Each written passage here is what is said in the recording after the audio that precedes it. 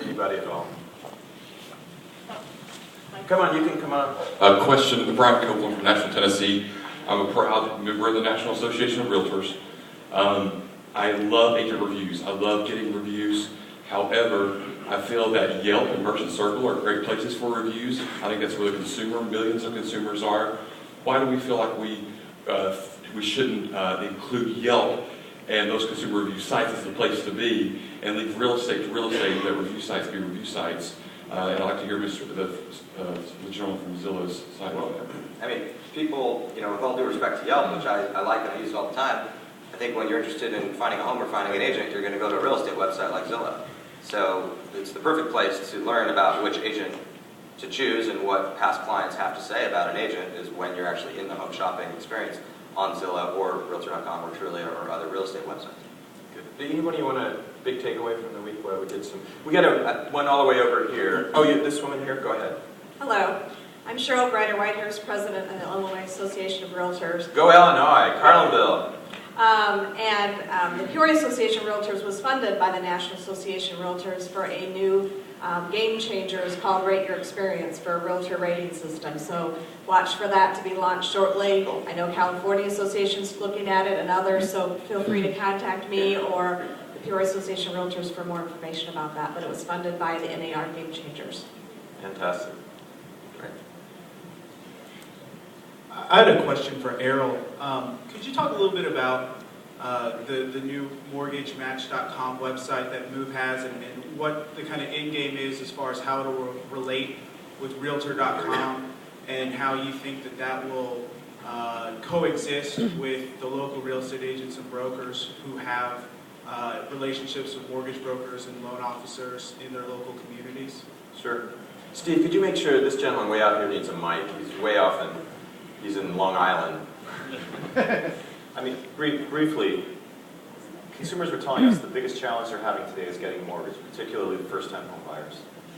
The system allows you very simply and very easily not only to pre-qualify, but actually get a lock on a loan online. You can do it in about 10 minutes. So we think it's a great consumer value. However, for brokers who have their own captive mortgage affiliate, we're not putting that link on their listings. So we think it's a win-win. Right here. Hi, Simon Dalglish. I represent Metros Cubicos, which is the dominant internet portal in Mexico. And it's really fascinating being here because it's a little bit like looking 10 to 20 years into the future for what's going to happen down there. And at the same time, it's very different. We're never going to end up in the same place because the regulatory environment is different, the economics, lots of issues. What I was just going to ask is that in the future, if you could provide a space for other international websites and people like us to compare notes, because even though it's interesting looking at the U.S., it would also be interesting to look at other international markets and see what's going on there. Great idea. And by the way, we're rooting for Mexico. You're our friendly neighbor of the South, and it's been tough. We're rooting for you. Way out there. And just scream out here. Go ahead, just speak up. Go ahead, speak up while we get the mic to that guy in Long Island. Louder, just really give it to us. Trulia just announced that it was going to be participating in a worldwide, network of online real estate listing sites. And I'm curious, what were the market drivers behind that decision? What are the projections for that network to bring people from overseas to the U.S. market, and what are the other websites internationally to attract overseas buyers? Great, Pete. Yeah, so we just announced that Trulia is going to be part of an international network, so we will be launching an international section on our site. This is really for cross-border purchases, so obviously in Manhattan you see a huge amount of purchases bought by Brits and Japanese and Australians and all sorts of people. So, and then we kind of know also in many cities that people want to look for purchases cross-border, so the world is getting smaller. We can network with a number of different sites, typically category leaders in their different territories, and we're providing many listings to help consumers on our site research that. Gentleman in Long Island. Hi, I'm Jacob from Long Island. Just kidding. Lower Manhattan. Mike, first of all, Brad, I think that the Inman News does a really great conference, and I'm a big fan, and I come every year, and I tell a lot of people from Manhattan who don't know about it, even from big companies, to come. So you do a great job, and there's a lot of great stuff here. Thank you. My question here is regarding Realtor.com. And the question I have is, what is the exact nature or relationship between Realtor.com and I guess it's Move or whatever the name of the company is? I became a realtor. Most people in Manhattan are not realtors. In order to be on Realtor.com is the #1 site. Almost all the time, except one month this past year. I also own my zip code in Trulia and in Zillow. The question I have for realtor is, as a realtor, I want to be on equal footing with everyone else. Now you're selling like parts of districts, or there's 6 people breaking up Manhattan. As a realtor, shouldn't I just be on equal footing with my listing as everyone else? I don't have to pay extra funds as a realtor to get higher. I mean, it's not like a Trulia or a Zillow. It should be, as a realtor, I should be on the same footing as everyone else without doling out more money. Quick answer.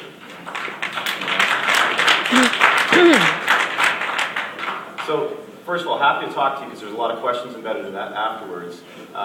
Realtor.com enables any realtor-operated MLS to put the listings on Realtor.com for free, including the Manhattan MLS. And there's opportunities on our site, like many other sites, to purchase additional marketing. But I'm happy to walk through the specifics of your question after the session.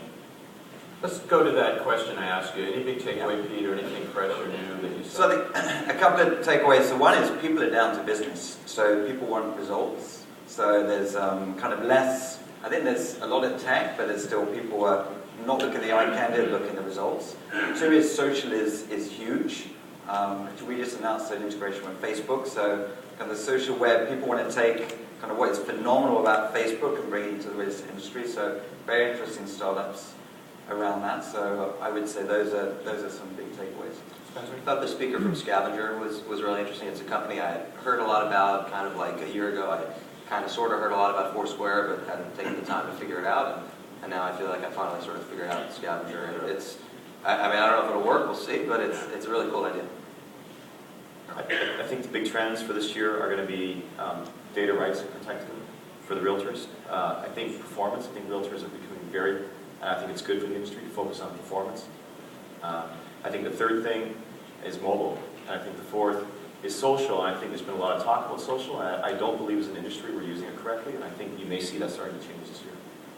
I think there's a lot of maturity happening in the industry. I've been coming to Real Estate Connect for probably 14 years or something, and there's still the same thrust of innovation, lots of really cool startups out there, but it seems like real estate companies are doing more and more with those folks rather than trying to build everything themselves, because I think we went through a phase during the dot-coms where everybody just tried to build out everything on their own, and they're realizing now they can put together some very nice solutions without adding costs to their P&L. That was a great summary. Anyone out here, comments, feedback, anything you need or want, or what the big takeaway was?